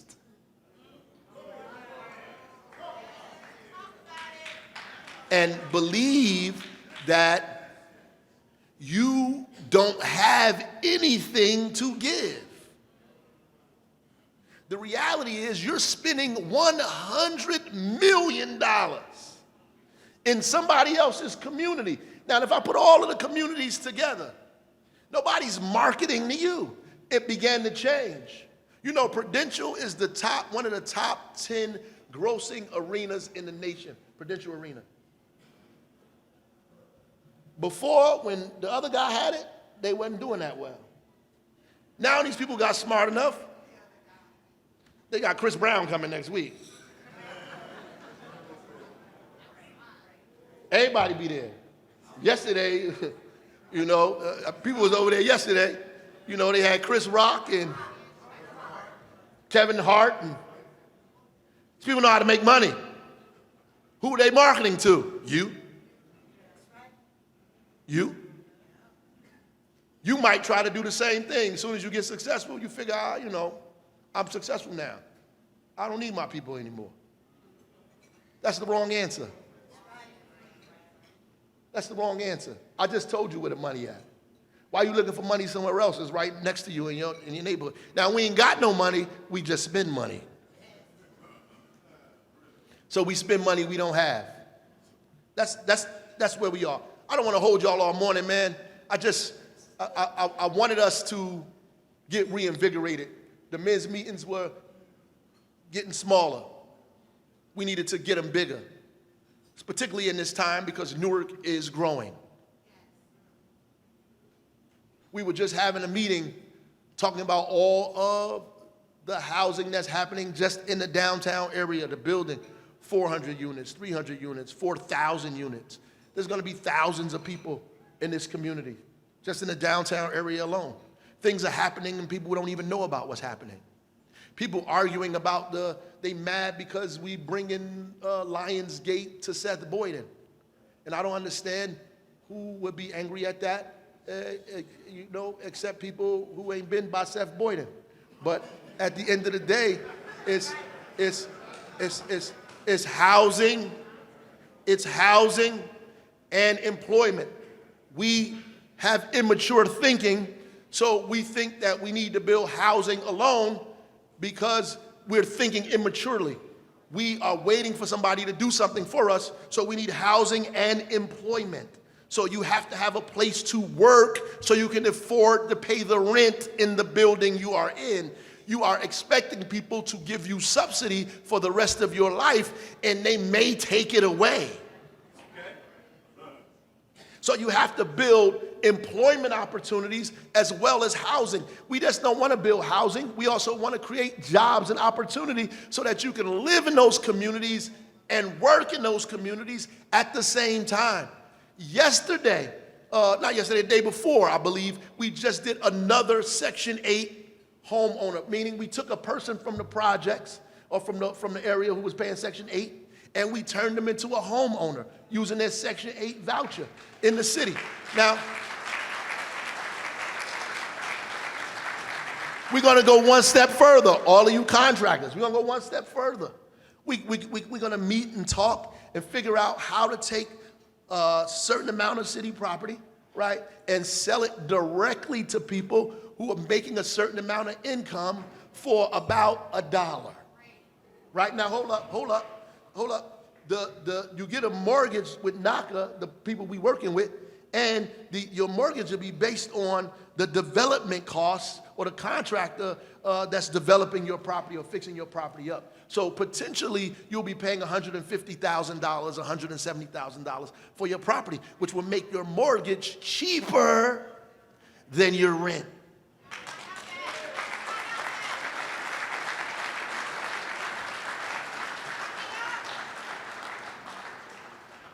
This is what we got to do. Now, we need developers and contractors, people that are serious, not schemers, scam artists.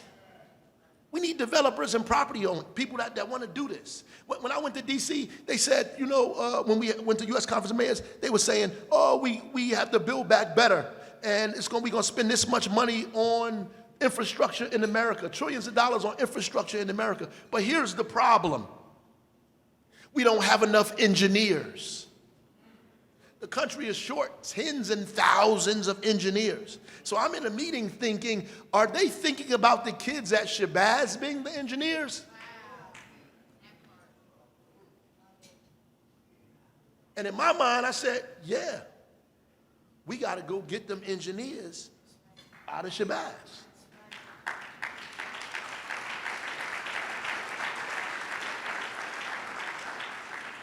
So the mayor got all this property that he developed, but do we have people to develop it? We take tens of millions of dollars from the lead service line. We say, the lead service lines are going to cost over $120, $130 million. That's how much money we spent in the city of Newark, invested about $130, $140 million to change everybody's lead service lines for free. First city to do it ever. Nobody's ever done this ever, right? So look, I'm not saying it for that point. What I'm saying is that in the beginning, what we did was say we got $130 million, let's take a part of it. This is right out of the Marion Barry playbook. I know some of you don't want me to say Marion Barry because the press told you he was a dirty guy and this thing and that thing. I love Mayor Marion Barry. God bless Mayor Marion Barry. And I don't care if they put it on channel 11, 12, 4, and 2. Marion Barry is my man. And yeah, he fell short. He had some issues, but he's my man. When he was arrested, I went to his trial as a student in Washington, D.C. When I was protesting in D.C., Marion Barry came on the campus and told the cops to leave. I took a play out of Marion Barry's playbook, right? Marion Barry made this playbook. We took a part of the money and we put it aside. Said, this is for us. All this other stuff, this part is ours. Now, we know everybody ain't ready, so we had to train and prepare and get people ready. We did that. Then we had to give you a loan in order to get the capital that Sari talked about that you don't have, so your balance sheet could be correct, so you can invest in your own self and get the bid done. That's what we did. Then you didn't have to worry about paying on time and your credit being messed up, because we took the money right out of the contract on top for us. So whatever you had to give the city back, we took that back at the top. The rest is yours. So you don't even have to worry about paying on time, this thing, that thing. We took it in the contract. So at the same time, we're strengthening your business and your credit by making sure you pay everything on time, and you don't have to worry about that. You just have to follow the procedures. Now, all of us still couldn't get that right. Just had to do all this stuff, right? That's right out of the playbook. So when people say, oh, they're going to fail, they can't do this, they can't do that, we put all of the pieces in place. All the pieces in place so people can be successful. And we still left money on the table. Millions of dollars on the table. Still, we did that. Tough guys. We did that. So when we complain, there's no money for this, we don't have no money for that, there's no money for this. We was giving you money. You didn't take it. We giving you houses. You won't build it. The process is hard as hell. There's a couple of people who went through this process in Newark to get these properties. There's probably a couple of people that went through this hard, but I know my brothers from Tactical are here too. I'd seen them earlier. They here, they back, you know, they went through, had a difficult time themselves, right? The brother in the back, he got his property. People went through that. And all these people could testify how, they're the brothers over there, how difficult it is to go through that process. But the feeling you get when you close is incomparable. When you close on your first property, it's like having a baby. I'm telling you, that feeling you get, and I could tell that because I see it in people's eyes and their face and their posture when they talk to me. We close, we do it. They feel like they've accomplished something, and that's their first property. Now they feel like they have the strength to do more. And that's what we want you to do. We want you to do more. More. Lastly, there's corporations that are buying all the properties in the city. They're buying them. Now, our people are so immature that they out here saying, the city giving the property to corporations. We live in capitalism. The properties they're getting, they're buying them. And it ain't from us. You know what Sari said? He goes to the Essex County Sheriff's cells, so do they. The problem, the difference between them and him is they have a whole lot of money. They can get 20 properties. He got to get one. They get 30 properties. Or they buying it from you. Your grandmother sold that property less than what it was worth because somebody called her phone and gave her $200,000 cash. And they took the property and made it into rentals and raised the rent on the property so everybody that's around there can't afford to live there. That's what's happening in your city right now. So meanwhile, while you're trying to figure out a way to run away, they're trying to figure out a way to get in. So I know a guy, I've been telling this the whole campaign time. I know a guy from Harlem who hates me to talk about him, and sometimes he's in the rooms, but I never mention his name. He used to live in Harlem. He lived on Adam Clayton Powell, 132nd Street. Had a nice brownstone. It was crazy around there. He sold that brownstone for a couple of $100,000. Came to Newark. A couple of years later, his brownstone sold for $1.3 million. So he kicked himself every time because he let the boys and the garbage and the craziness and the rumor and the foolishness drive him out of his profit.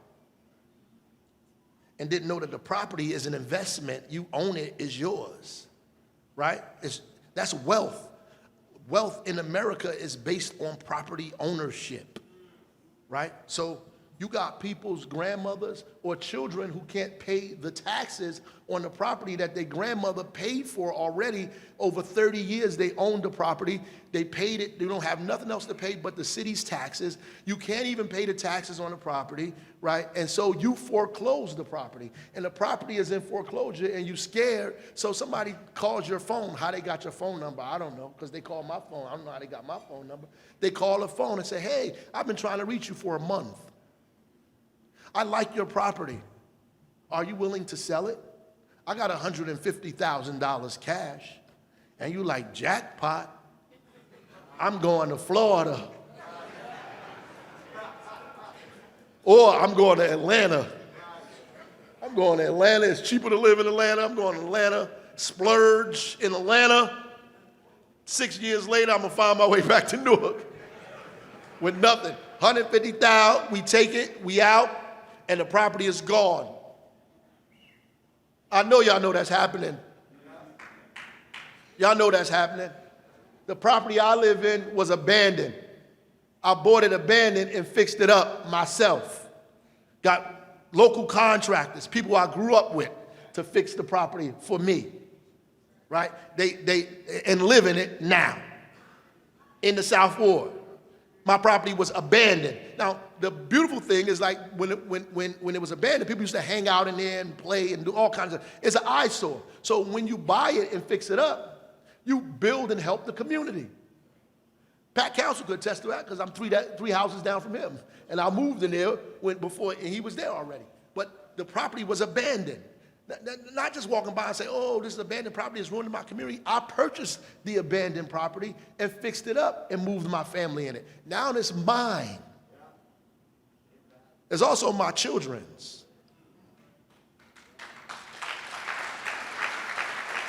It's my property. That's important. So all of us got to own our property. Own it. Own it. Buy something. Own it. Form an LLC. Unite with each other. There's a lot of people in here. Before you leave, make sure you meet somebody you don't know. Make sure you communicate with people you don't know. Make sure you exchange phone numbers. Make sure you hook up with individuals that can help you. Like, stop trying to shine, right? Just because you shining don't mean you found the light. You understand what I'm saying? Stop trying to shine. Get with everybody that you could get with. Talk to everybody you could talk to. Take phone numbers down from individuals you need it from. Network with people. And the people you think you don't need to network with are the people you probably do need to network with. Just because they look a certain way don't mean those are the people you shouldn't be talking to. Talk to everybody in this room. And if you need to say something to me, I'll be here for a few minutes. But guess what? Everybody out there is probably more important for you today than I am. Make sure you talk to those people. Hold the line. Hold the line. Hold the line. Hold the line. Hold the line.